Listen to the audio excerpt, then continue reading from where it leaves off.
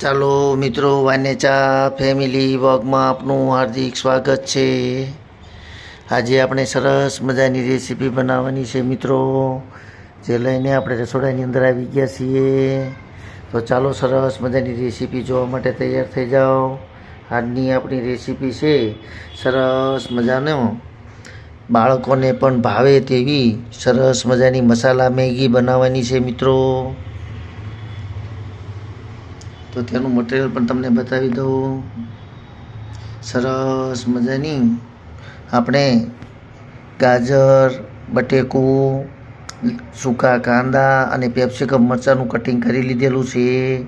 તેમજ લીલા વટાણા છે અને બજારમાં મળતી એક પેકેટ મેગી છે મિત્રો।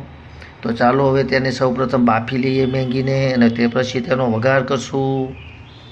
તમે પૂરેપૂરી રેસીપી જોઈજો મિત્રો।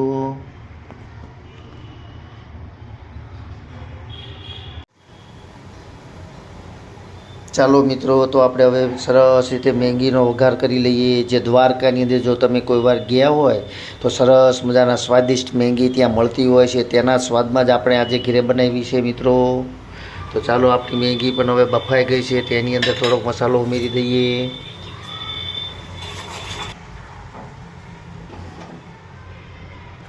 ચાલો, તો તેનો વઘાર સરસ રીતે કરી લઈએ। થોડીક રાઈ ઉમેરી દઈએ તેલની અંદર, 1 ચમચી હિંગ, તેમજ બટેકા, સૂકો કાંદો, બટેકું, સૂકો કાંદો, ગાજર અને કેપ્સિકમ મરચું અંદર ઉમેરી દઈએ। તેમજ લીલા વટાણા પણ ઉમેરવીએ।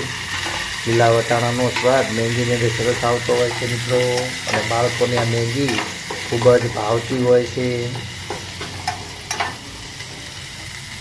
તમે દ્વારકા ઘણીવાર ગયા છો તો તમે એકવાર ચોક્કસથી ત્યાં મેગી ખાજો, કારણ કે તેનો સ્વાદ અલગ જ હોય છે। એ રીતે જ બનાવવાની આપણે આજે કોશિશ કરી છે મિત્રો, અને ઘરે બને પણ છે।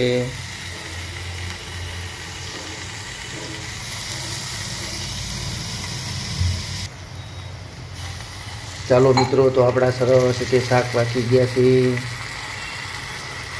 1 ચમચી મરચું, થોડીક હળદર, ધાણા જીરું ઉમેરવાનું છે મિત્રો, અને સરસ રીતે આપણા શાકભાજીઓ પાકી ગયા છે। તો અંદર આપણે મેગી પણ અંદર ઉમેરી દઈશું।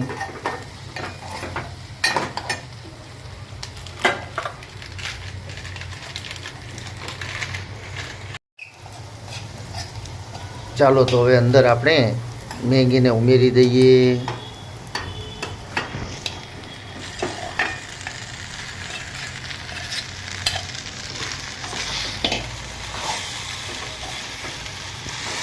તમે જોઈ રહ્યા છો, સરસ મજાની આપણી દ્વારકા જેવી જ મેગી તૈયાર થઈ રહી છે મિત્રો, અને તમે પણ આ રીતે ઘરે બનાવજો। બાળકોને તો ખૂબ જ મેગી ભાવતી જ હોય છે મિત્રો।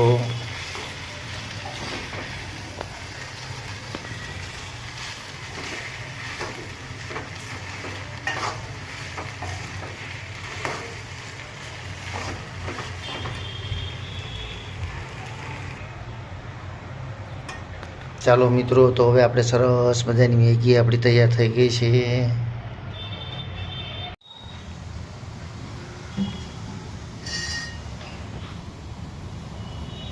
ચાલો મિત્રો, તમે જોઈ રહ્યા છો, સરસ મજાની દ્વારકાના સ્વાદમાં જ આજે આપણે મેગી તૈયાર કરી છે મિત્રો।